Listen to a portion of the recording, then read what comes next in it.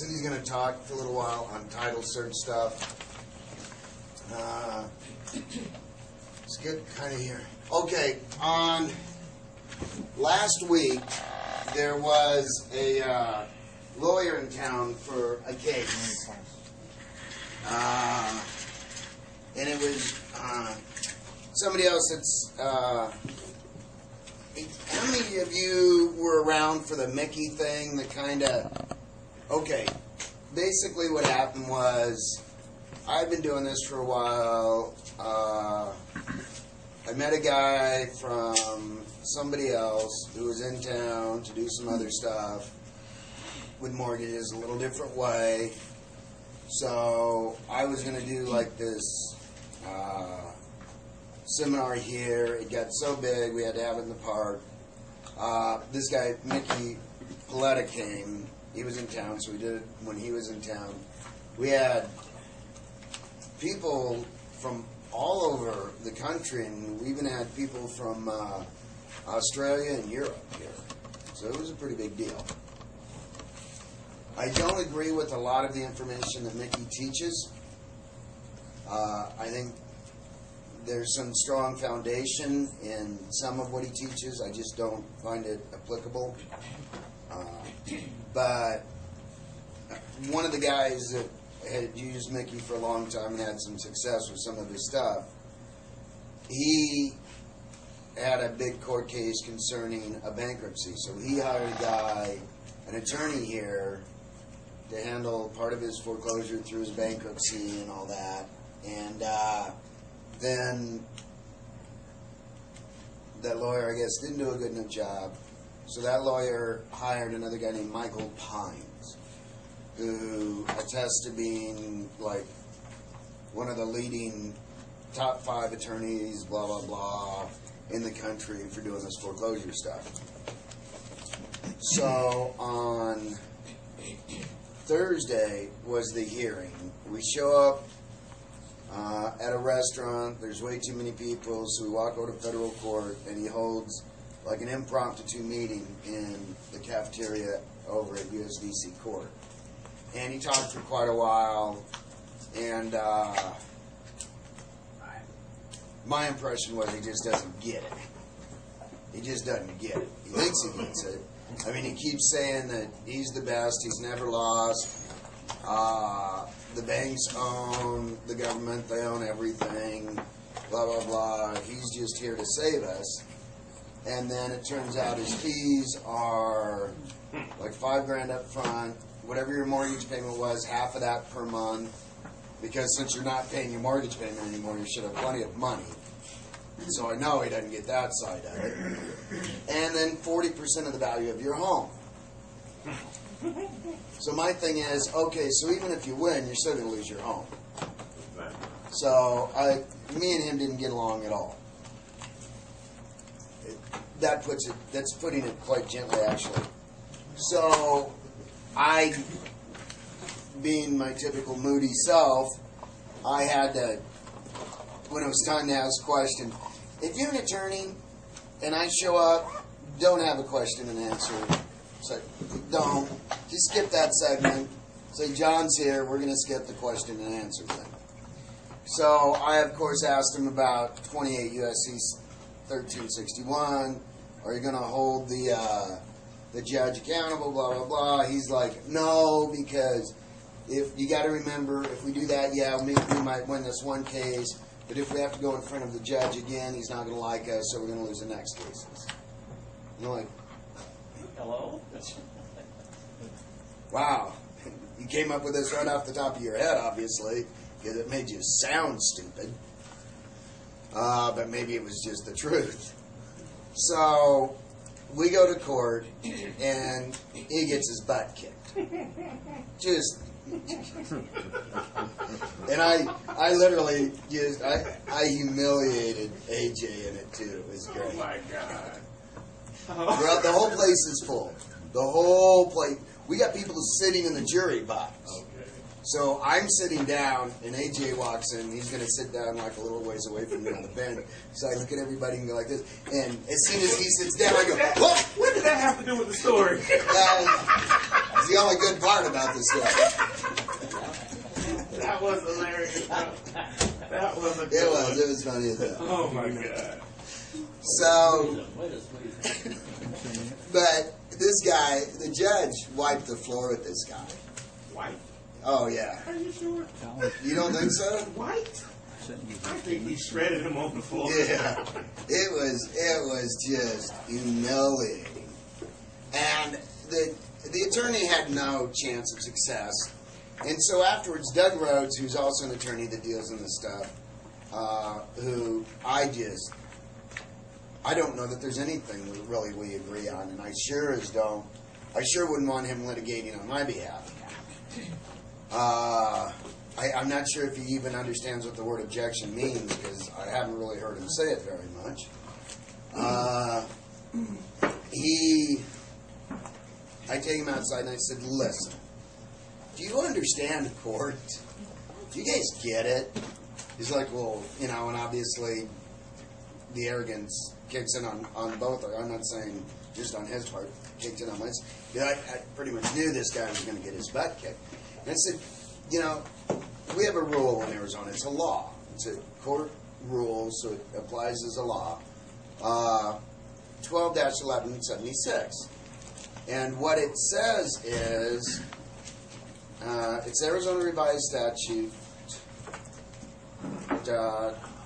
Title 12, Section 1176, says that if in a forcible detainer, if you request a jury trial, you must be given a jury trial. That's it. Doesn't give any exceptions, nothing.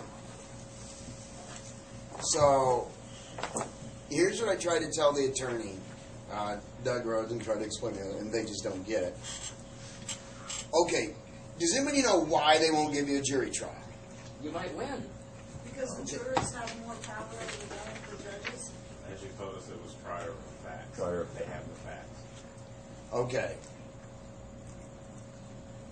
Everybody's partially correct. Yes, if you have a jury trial, you'll win. Jury really doesn't have more power than a judge. They're supposed to, but it's not recognized anymore. But the jury is the trier of fact.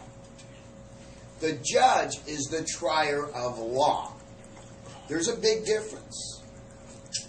When you go to court, the jury is to look at the facts.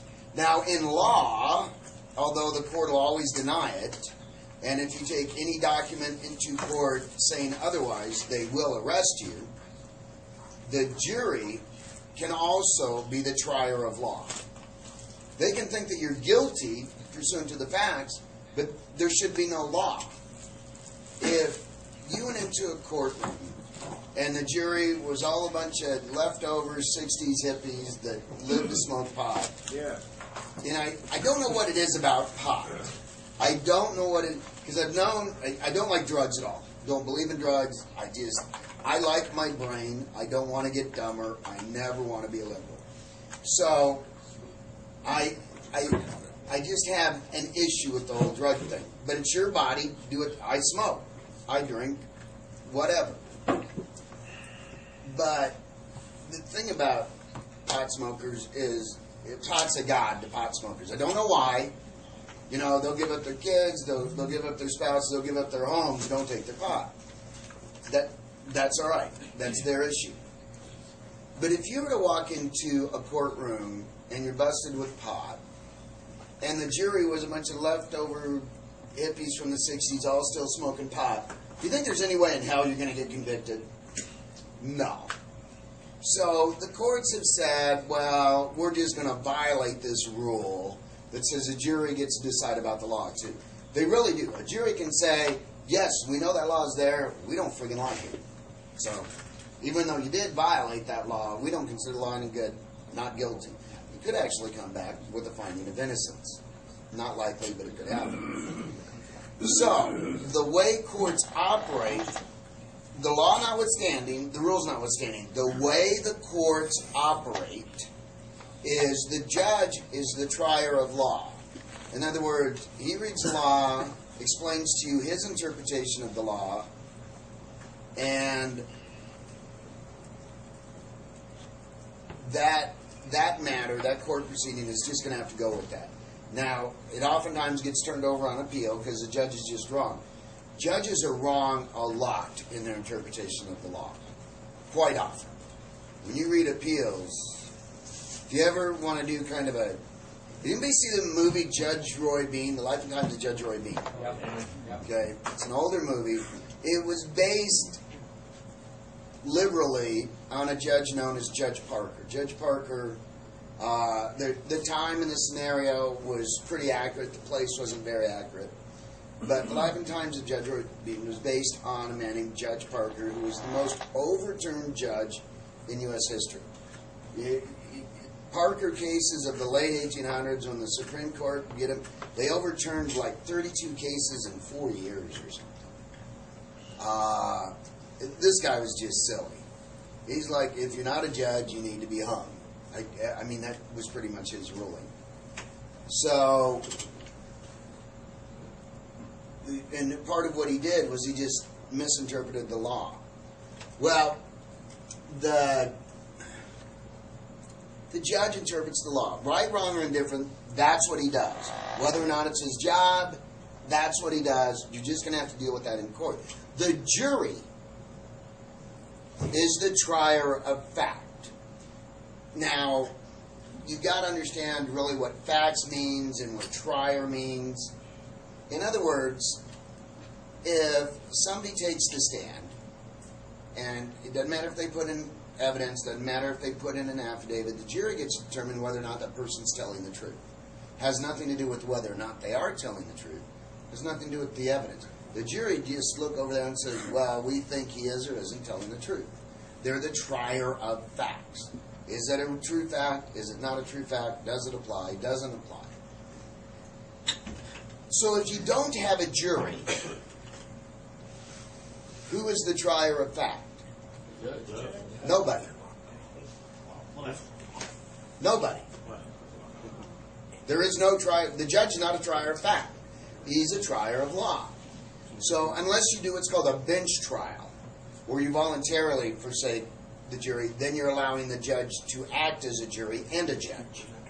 But if they deny a jury, then there is no trier of fact. So whatever the bank says is fact. Why do you think that is? Why is it whatever the bank says is fact and whatever you say is a lie? Why is that? Presumption. Exactly. The presumption that has always been in there. So remember, the forcible detainer is separate from the foreclosure. And the foreclosure... Yeah, John. I have a question on that case that we just went through with the lawyer.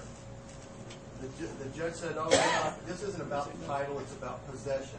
And then the lawyer goes up there and hands him a deed. Right? Yeah. And the fact that they didn't object to it, does that mean that that's a valid deed now? Have they basically ratified that or said, okay, yeah, that's... Okay. That deed's tuned correct? The other attorney should have objected to that. And the objection should have been, objection. This is not about the title or the deed. This is about possession. The judge had just said it. And now the judge undid it to help the bank. Right. Doesn't even make sense, does it? Because there is no determination of fact. He just gives that to the judge. This is a fact. That's it. And because of the presumption, now it stands as fact. Now, where the attorney went wrong just right out the door was he allowed it to continue.